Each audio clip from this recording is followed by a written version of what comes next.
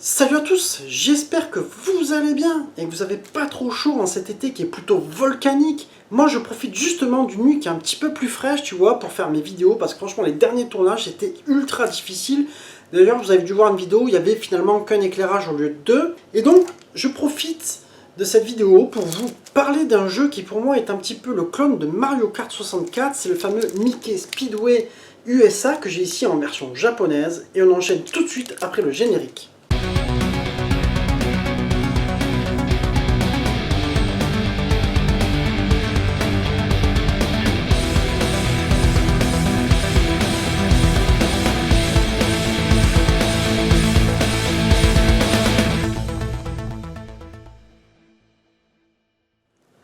Mickey Speedway USA, moi je l'avais connu en version PAL, mais je t'avoue que je n'avais pas gardé un grand souvenir parce que je l'avais pas trop poncé.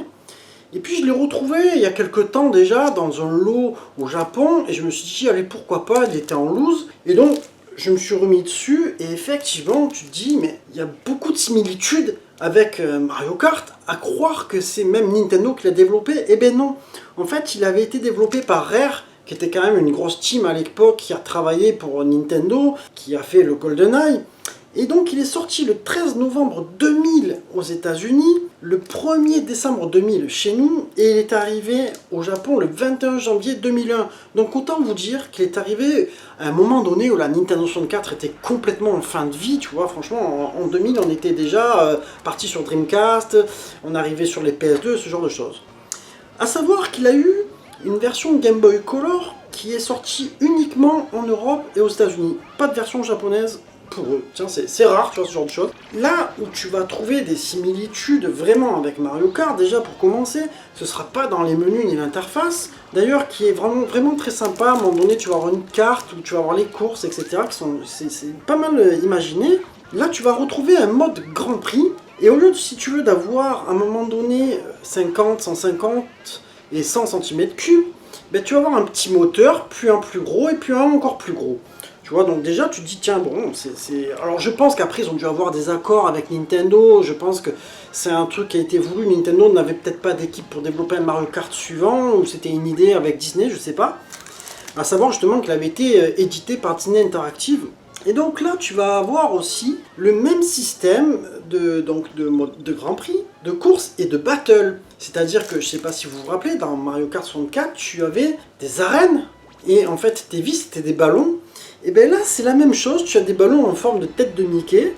Alors je dirais juste qu'à ce niveau-là, les arènes sont un petit peu plus simplistes, tu vois, et même pour les courses. Alors à savoir que tu as 20 courses sous 5 championnats, c'est-à-dire à chaque fois c'est des courses, c'est des championnats de 4 courses, comme dans Mario Kart. Et au niveau des courses, si tu veux, alors elles manquent pas de créativité ni d'imagination, mais à un moment donné, elles manquent un petit peu d'un côté fantasy pour le gameplay. Je vais te donner un exemple. Par exemple, dans le Mario Kart 64, à un moment donné, tu étais dans le Mississippi. Et tu arrives à un moment donné, tu as une espèce de tremplin où tu vas partir vraiment haut et tu vas passer au-dessus d'un bateau puis atterrir un peu plus loin. Et bien, je trouve que ça manque un petit peu de folie dans ce genre-là, sur ce jeu, tu vois. Après, les courses restent quand même très sympathiques. Alors à savoir que là, par rapport à Mario Kart, au lieu d'être 8 par course, ben, tu seras que 6. Donc là, il faudra que tu finisses 3ème et pas 4ème pour passer aux courses suivantes. A savoir que tu as 6 persos de base, Mickey, Minnie, Donald, Dingo, Daisy, mais tu vas avoir aussi 3 persos à débloquer. Alors, moi, ce que je vais te proposer, à la limite, ça va être de passer au test directement. Alors, graphiquement, moi, je trouve quand même que c'est assez réussi pour de la Nintendo 64. Certes, oui, tu as encore un peu ce brouillard, ce genre de choses. Tu as quand même des couleurs qui sont assez jolies. C'est quand même pas ressemblant à Mario Kart 64 sur le graphisme, on va dire, sur la réalisation. C'est pas le même type de, comment je dirais, de colorimétrie peut-être, c'est comme ça qu'on dit. Mais voilà, comme je te disais, au niveau des circuits, Mario Kart était peut-être un peu plus jobard, un peu plus barré. Mais sinon, franchement, moi je trouve que c'est assez réussi pour de la 64. Et je vais juste vous donner un petit indice. Je regardais le test de jeuxvideo.com et ils l'ont justement taillé pour les graphismes. Ils l'ont mis 13 sur 20. Je comprends pas trop pourquoi. Moi, je vais mettre un 17 sur 20 pour les graphismes. Vous me direz si vous êtes d'accord. Moi, je trouve que franchement, ça le fait bien. Il y a quand même eu des jeux bien pires sur Nintendo 64. En ce qui concerne l'animation, moi je trouve que ça va, tu n'as pas forcément de ralentissement important. Il y en a un petit peu par moment, mais c'est pas gênant. Il y a quand même pas mal à l'écran. Bon, c'est vrai que là, tu vas avoir 6 joueurs au lieu de 8. C'est vrai que pour la machine, c'est peut-être quelque chose de plus facile à gérer, mais sinon, c'est assez fluide. Moi, je trouve que sur ce côté-là, le taf est plutôt correct, donc je dirais que c'est un 16 sur 20 pour l'animation. Au niveau gameplay, eh ben, à ce niveau-là, c'est un clone total de Mario Kart. Franchement, c'est pareil, je te jure.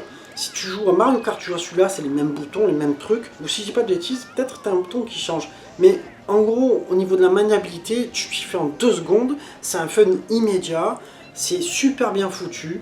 Franchement, sur ça, ils ont été très forts pour assurer. Donc je dirais qu'au niveau gameplay, jouabilité, comme tu veux, ce sera un 18 sur 20. Pour le mix sonore, ben là, il va y avoir une petite question de goût. Moi, je trouve que les musiques sont très enfantines. Après, c'est vrai que c'est un jeu aussi qui va s'adresser à des enfants. Mais je trouve que les thèmes sont un petit peu moyens, tu vois. Dans Mario Kart, c'était un peu plus sympa. Après, les bruitages sont assez corrects. D'ailleurs, sont très proches aussi de Mario Kart, je trouve. Il faudrait que je rejoue vraiment à Mario Kart 64 pour comparer ces bruitages-là. Mais on va dire que le jeu s'en tire plutôt bien. Après, ça va être une question de goût, tu vois. Donc, on sera sur un 16 sur 20 pour le mix sonore.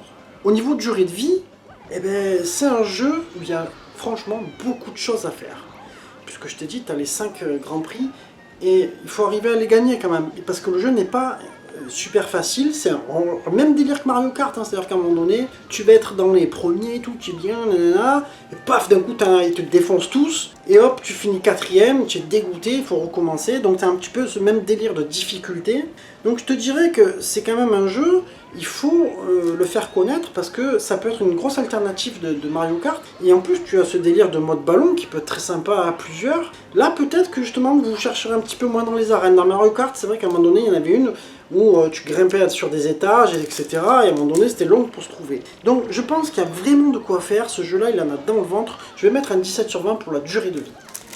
Au niveau verdict, j'ai pris justement la note de jeuxvideo.com, qui lui ont mis 14 sur 20. Moi, je trouve qu'ils ont été un petit peu durs, sachant que c'est quand même sur la 64, il n'y a pas non plus une flopée de jeux impressionnante.